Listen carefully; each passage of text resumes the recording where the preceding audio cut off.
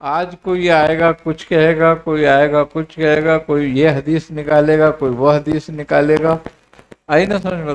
ہمارے اسلاف احادیث پہ، تفسیر پہ، علم الکلام پہ جتنا کام کر گئے ہمارے لیے کافی ہے.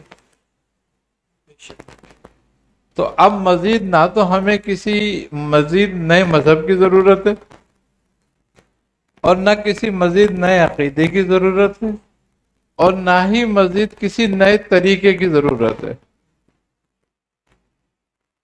اب وہ گمراہ ہوتے ہیں جو نئے مذاہب، نئے طریقے، نئے عقائد ڈھونڈتے رہتے ہیں، وہ گمراہ ہو جاتے ہیں. تو اس دور میں سب سے پہلی بات جو ہے وہ یہ ہے کہ اپنے اسلاف کے طریقوں کو مضبوطی سے تھام کے رکھو. دوسرا جیسا کہ حدیث شریف میں بھی ہے کہ یہ جو دور چل رہا ہے، فتنوں کا دور ہے، مختلف انداز میں فتنے ہیں، سوشل میڈیا پہ بھی ہے، ویسے بھی ہے. تو اس فتنوں کے دور میں ایک صوفی کی اور اہل طریقت کی یا صوفی سے تربیت پانے والے کی کیا ذمہ داری ہوتی ہے کہ وہ کس طرح ان فتنوں کے دور میں فتنوں کا بھی مقابلہ کرے، اپنا اور اپنے مانتے لوگوں کا ایمان محفوظ رکھنے کا سامان بھی کرے.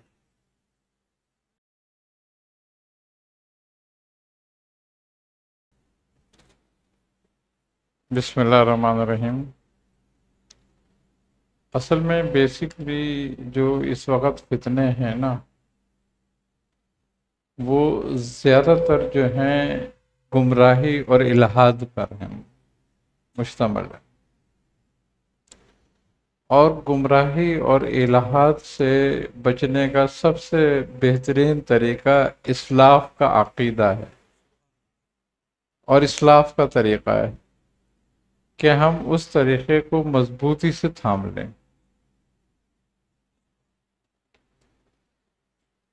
فتنے ہر دور میں رہے ہیں، گمراہیاں ہر دور میں آئی ہیں، مختلف فرقے بنے، مختلف گروہ بنے، مختلف ان کے جو خیالات تھے، مختلف ان کے معاملات تھے.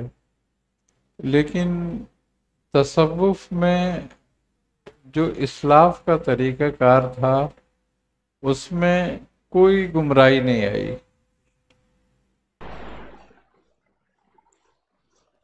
اصل میں گمراہ وہ لوگ ہوتے ہیں کہ جو ہر کی بات کو سن کر اس پہ عمل کرتے ہیں، ہر آدمی کی بات پر یقین کر لیتے ہیں فوراً. بات یہ ہے کہ جو اسلاف کا عقیدہ اور طریقہ 1400 سال میں رہا، اب وہ آخری زمانے میں آن کے تبدیل کر دیا جائے تو کھلی گمراہی ہو جائے گی نا. جتنی تحقیقات دین پہ ہونی تھی وہ ہو چکی، جو عقائد مرتب ہونے تھے وہ ہو چکے. آئی نا، احادیث پہ جو تحقیق ہونی تھی وہ ہو چکی. اب جو نئی تحقیق کرنے والے، نئے عقائد لانے والے، اور نئے ان عقائد میں فلسفہ لانے والے، ہاں، تو وہ گمراہیاں پیدا کر رہے ہیں. گوچے اگر ان کی بات سنو آپ تو لگتا ہے کہ 1400 سال میں پوری امت ہی گمراہ تھی. اب وہ آن کے امت کو ہدایت پہ لا رہے ہیں. تو اسی زمانے کے لیے تو فرمان تھا نا کہ وہ محفوظ ہوگا جو دروازے کے اندر ہوگا.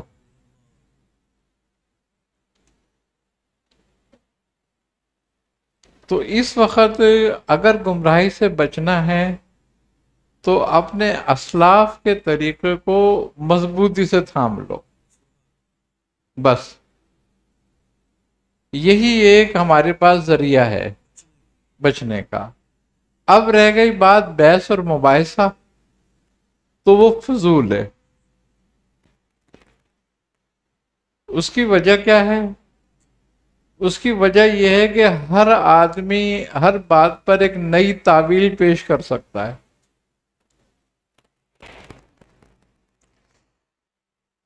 دین اسلام کا جو عقیدہ ہے وہ بیسکلی اس کی بنیاد یقین ہے. اگرچہ ہمیں یقین ہے کہ ہمارے اسلاف ہدایت پر تھے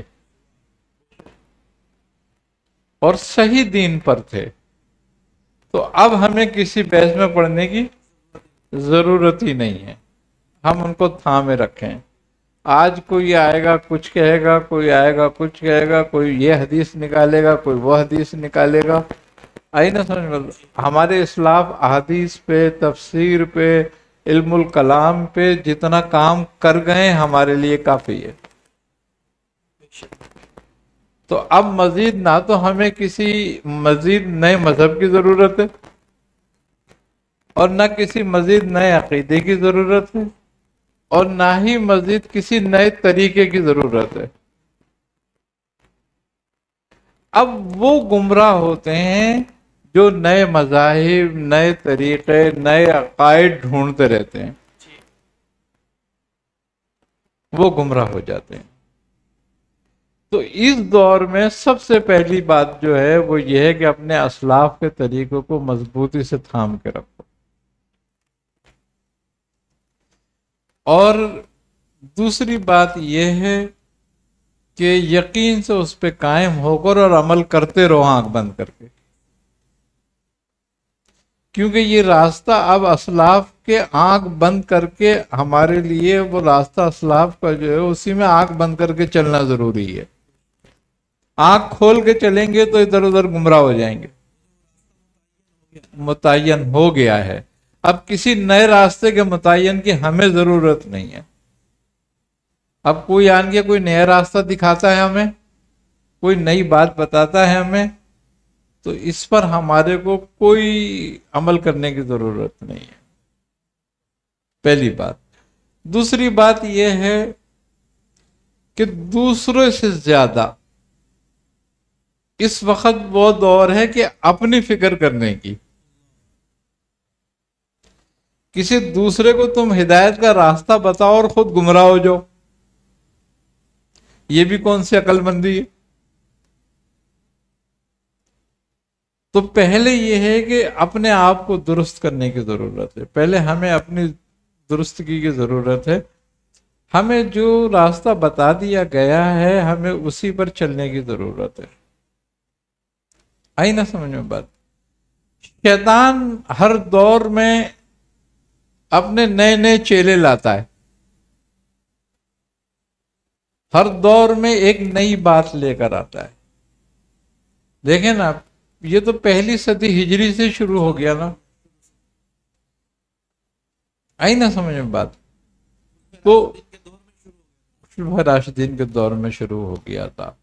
تو ہمارے اسلام نے ہمیں جس چیز پر زبان بند رکھنے کا حکم دیا ہم اس پہ زبان بند رکھیں، جس پر چلنے کا حکم دیا اس پر چلیں، جس سے محبت کرنے کا حکم دیا اس سے محبت کریں.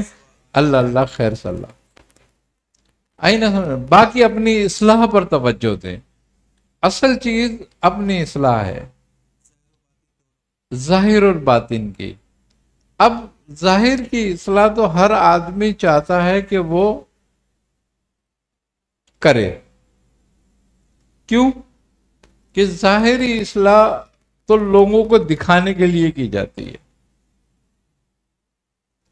تاکہ لوگ دیکھیں کہ بھائی ہم تو بہت پابند شریعت ہیں، ہم تو بہت سنت پر عمل پیرا ہیں. آئی نہ سمجھ میں بات؟ تو ظاہری اصلاح بھی ضروری ہے، کیونکہ ظاہری اصلاح ترغیب کے لیے.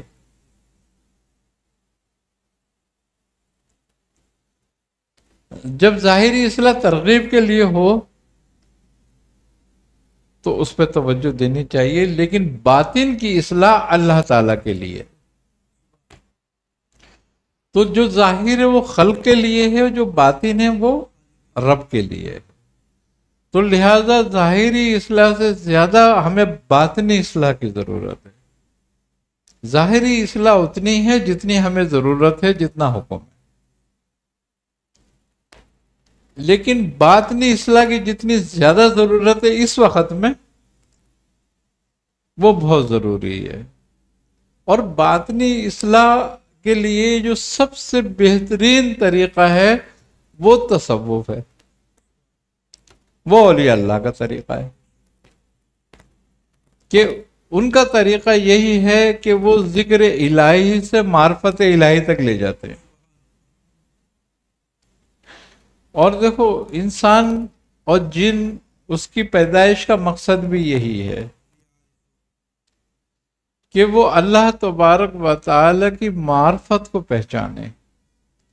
اللہ تبارک و تعالی ہم سے کیا چاہتا ہے بندہ یہ پہچانے.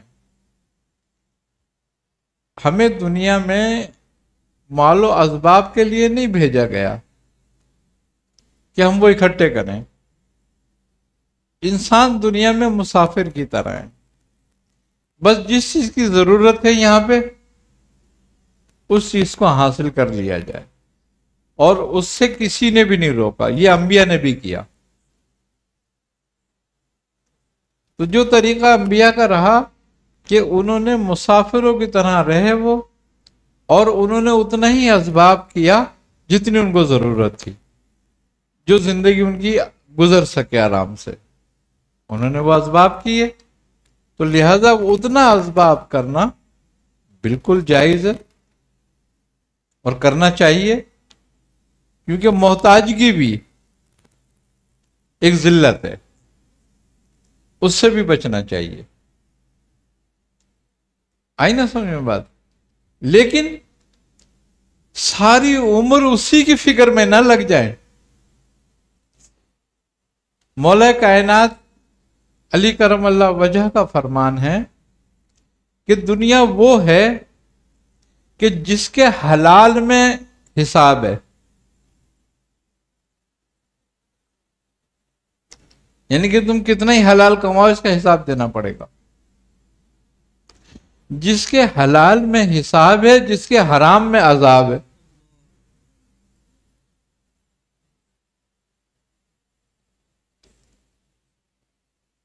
تو جتنا حساب دے سکتا ہے جو، وہ اتنا کرے.